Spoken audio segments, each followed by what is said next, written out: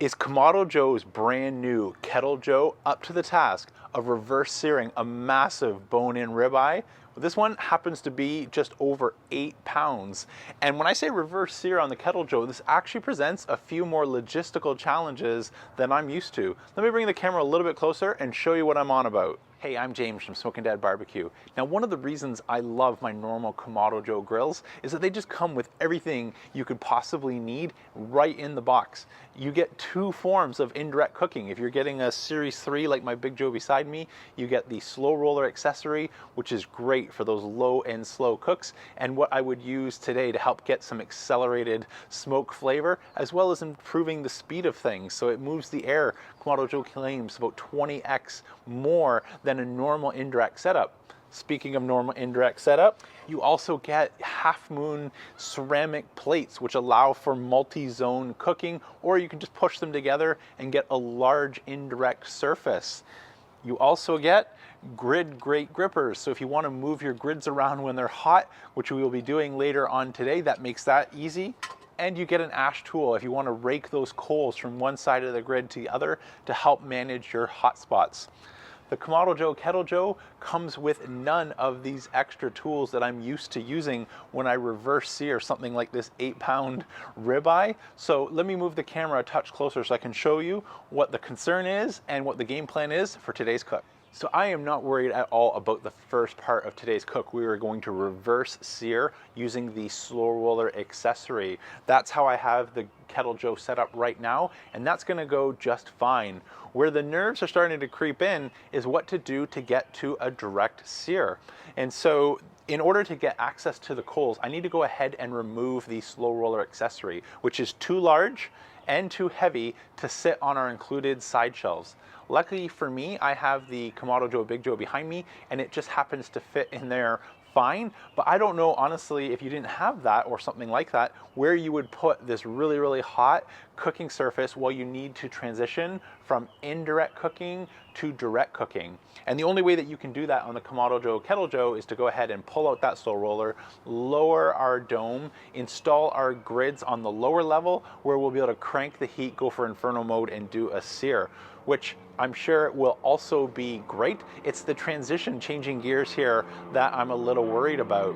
One of the things I think would have been a really, really easy fix for Kamado Joe to do is have included the ceramic half moons, just like you do on the Classic or the Big Joe, because we could set up for an indirect zone and cook our tomahawk right above that, and then easily transition to direct cooking.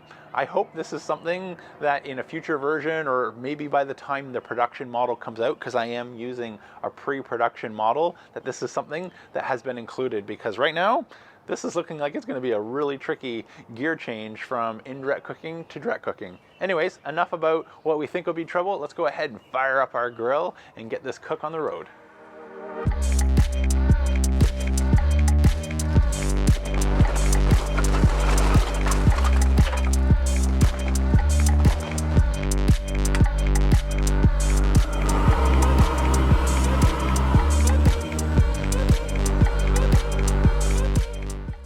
Okay, so now that we've got those coals ashing over right on top of our smoking wood, I'm gonna go ahead and drop in our SloRoller, which is a little bit different than what I normally do on my Kamado Joe, where I'm worried about the ceramic coming up to temperature.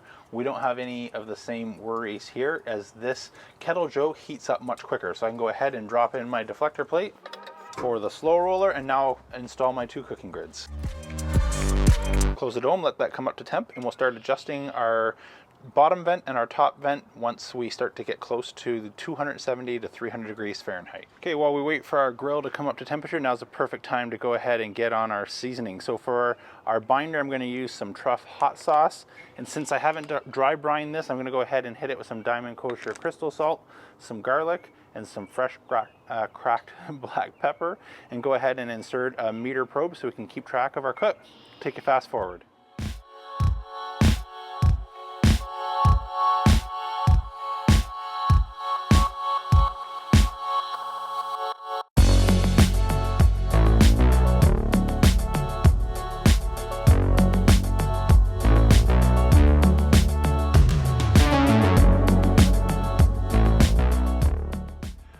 we've got our tomahawk on our Kettle Joe. And so just a slight change on temperature. Looking at the time, it's around 6:30 here on a Saturday night.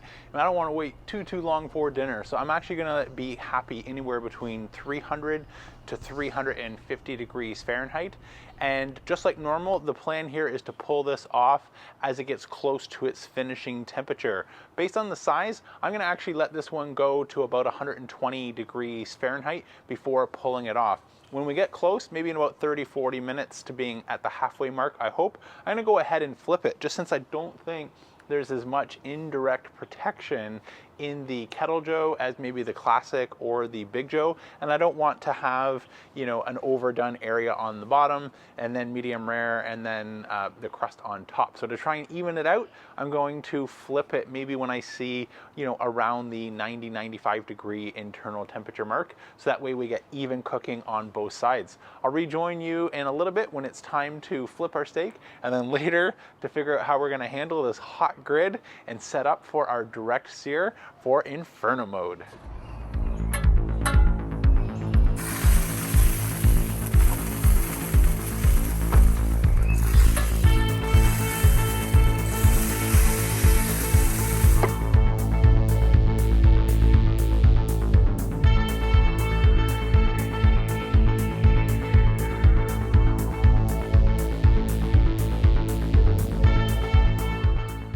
All right, our steak just went past 120. I think it was 122 degrees Fahrenheit internal temperature when I pulled it off for rest. So all we want to do now is transfer our SloRoller over to our Big Joe so we can drop in our cooking grids, lower our dome height, and since we want Inferno mode, we're going to go ahead and open our top vent all the way to the max airflow position. Same thing with our bottom air vent. I'm just gonna let this continue to rest. And so my finishing temperature ideally would be in about the 130, 135 degrees Fahrenheit, and it's already climbed to 130 degrees just sitting out here. I've left it outside because it's, as you can see from the continuity issue in changing clothing, it's cooling off quick, and so I hope that'll just help slow down some of that carryover cooking so we don't overshoot our 135 degree ideal medium rare temperature. And then what we'll do is once this starts to come back down in temperature, we'll be ready to move to our hot Kettle Joe and do our blast sear in Inferno mode. I'll rejoin you in a couple minutes. We're ready to sear off our steak.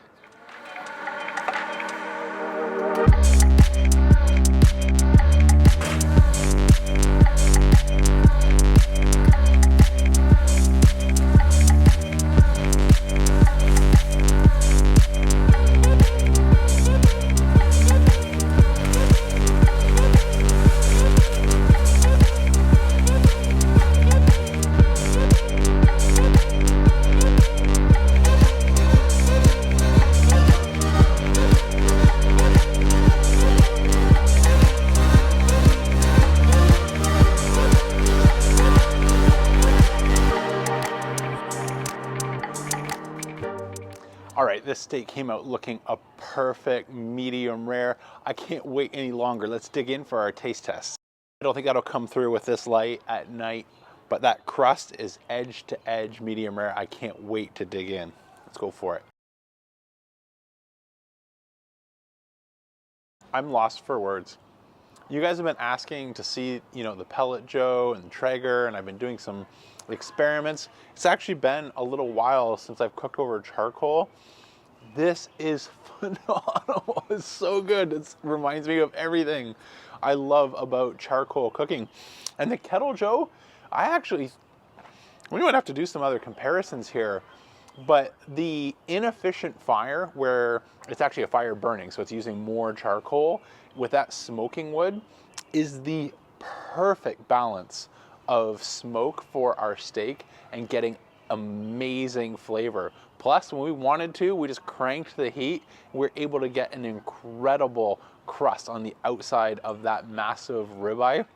I can't wait to go inside and get to work on dinner. That is A+, an awesome steak. And we didn't do any of our normal tricks like dry brining, things that would even further enhance the beefiness. This just pure live fire cooking reminds me of everything that got me addicted to this hobby in the first place. Anyways, I hope you really enjoyed today's video. If you did, please go ahead and let YouTube know and smash that thumbs up button. Let me know by hitting subscribe to catch future videos. And until next time, I'm James from Smokin' Dad Barbecue signing off. And remember, don't be afraid to fire it up.